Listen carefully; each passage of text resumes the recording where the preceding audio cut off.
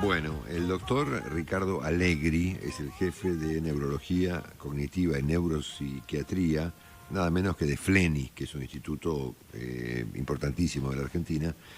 Estamos conversando con él por esta noticia que se ha difundido mucho en la Argentina y en el mundo respecto de derivaciones neurológicas e inclusive psiquiátricas del coronavirus en personas afectadas, ¿no?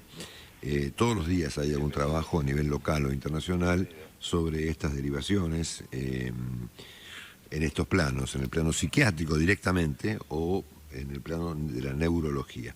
Ricardo, es un gusto saludarlo. Longobardi por Mitre, buen día. Un gusto, Marcelo, estar con ustedes.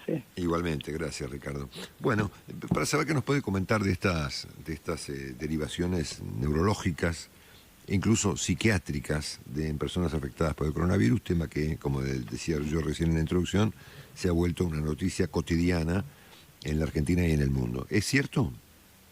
Sí, es cierto. Nosotros venimos trabajando en esto ya desde mitad del año pasado, porque ya teníamos el antecedente de otras infecciones por coronavirus, el SARS y el MERS, del 2002 y 2012, que tenían complicaciones neurológicas.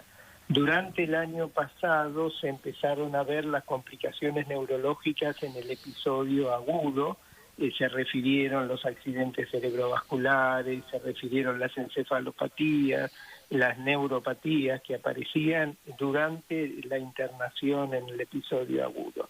Lo que empieza a aparecer después, y que es relevante los datos del trabajo que aparece recientemente, el de Lancet, lo que empieza a aparecer es los trastornos a largo plazo. ¿Y en qué esos trastornos a largo plazo, cómo se manifiestan? ¿Qué son? Los trastornos a largo plazo, depende de los trabajos, se dividen en síntomas y se dividen en diagnósticos. Por ejemplo, hay trabajos que muestran que un porcentaje alto, el 63% de los pacientes a largo plazo tienen fatiga, debilidad muscular, 26% trastornos del sueño, cerca del 25 al 30% trastornos cognitivos, trastornos del sueño, ansiedad, depresión, cuadros neuropáticos, dolores musculares, digamos que ese es el espectro. Asociados a cuestiones neurológicas, no a cuestiones de otra naturaleza. Es decir, a uno le puede doler los músculos por otra razón, pero esto sería por una cuestión neurológica.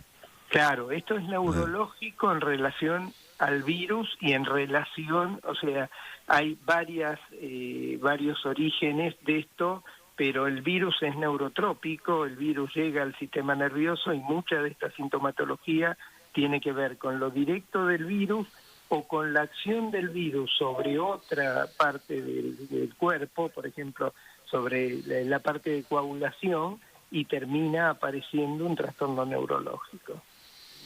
Ricardo, ¿estos síntomas o trastornos son de carácter pasajero, si se van con el paso del tiempo, o, pongámoslo en términos comprensibles para todos nosotros, permanecen en el cuerpo durante una determinada cantidad de tiempo?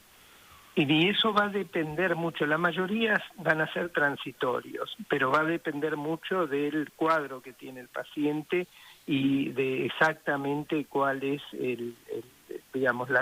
la alteración que está teniendo, ¿no? La mayoría de los cuadros van a ser transitorios. En el trabajo es muy interesante porque ellos muestran una relación directa entre la severidad del cuadro infeccioso en agudo y el impacto a largo plazo de estos síntomas. O sea, que aquellos que estuvieron en terapia intensiva o estuvieron con una encefalopatía durante el episodio agudo, el impacto del cuadro neurológico o psiquiátrico posterior es mayor. Sí, correcto. O sea, no estamos hablando acá de trastornos simplemente por usar una palabra, obviamente, psicológicos, ¿sí? Depresión, que me enojé, que perdí el trabajo, yo qué sé. Estamos hablando de problemas neurológicos, una instancia superior, ¿no? Exacto. O sea, todo esto, la pandemia, la cuarentena, todo nos trae y ha impactado sobre la salud mental. pero acá se está hablando específicamente sobre lo neurológico, el impacto sobre el cerebro digamos, del virus o de lo que produce el virus en el resto del organismo, ¿no? Sí, Ricardo, estos trastornos que se descubrieron originalmente dentro de la sintomatología, la pérdida del olfato y la pérdida del gusto, ¿son también trastornos de orden neurológico? Son digamos, del entorno, exacto. Ah, sí, el problema del sistema nervioso, digamos, ¿no? Sí, exacto. Son del entorno neurológico. Y ya hay experiencia en la Argentina, esto lo ha denunciado, lo ha presentado, pongámoslo así, del Lancet Psychiatric, que es me imagino que es la publicación psiquiátrica de la famosa Lancet, ¿no es cierto? Exacto. ¿Ya ustedes han verificado estos problemas en la Argentina? Por ejemplo, ustedes están en FLENI, que es el Instituto Neurológico más grande del país, ¿no? Sí. Nosotros estamos trabajando específicamente en eso, en lo que se llama una clínica de post-COVID. Se está trabajando y se ha recibido, digamos, se tiene todo un registro de pacientes con este tipo de alteraciones, ¿no? Y es importante resaltar, sobre todo como dice el artículo, ¿no? El control y seguimiento de los pacientes, sobre todo los que estuvieron en UTI, en terapia intensiva o con encefalopatía, ¿no? Que deberían tener un seguimiento neurológico posterior. Perdóname la pregunta básica. ¿Qué es como dijo, neuropatía? Un trastorno a nivel de los nervios Okay. periféricos. Eso es. Correcto. Acá está Ricardo, el doctor Alberto Cormilló, para hacer una pregunta. Sí. ¿Cómo está? Le quería preguntar, ¿los daños que se producen a nivel neurológico en el cerebro son funcionales o alguno puede llegar a ser orgánico, o sea, son transitorios o alguno puede llegar a ser duradero? Lo que pasa es que depende de la fisiopatología, depende de cómo se dio. Por ejemplo, si se produce un accidente cerebrovascular, se produce el daño. La otra forma se plantea que el virus llega al sistema nervioso por vía, o sea, es neurotrópico, pero llega además por vía sanguínea. También se discute la tormenta de citoquinas que tiene el virus, lo inflamatorio. También se discute lo que pasa con los anticuerpos y, como yo decía antes, también se discute lo que pasa del virus fuera del sistema nervioso que termina impactando el sistema nervioso. Por ejemplo, el problema vascular tiene que ver con un trastorno, un impacto sobre las plaquetas que da una coagulación intravascular que genera el trastorno vascular cerebral, ¿no? O sea que depende hay múltiples fisiopatologías que están jugando en esto.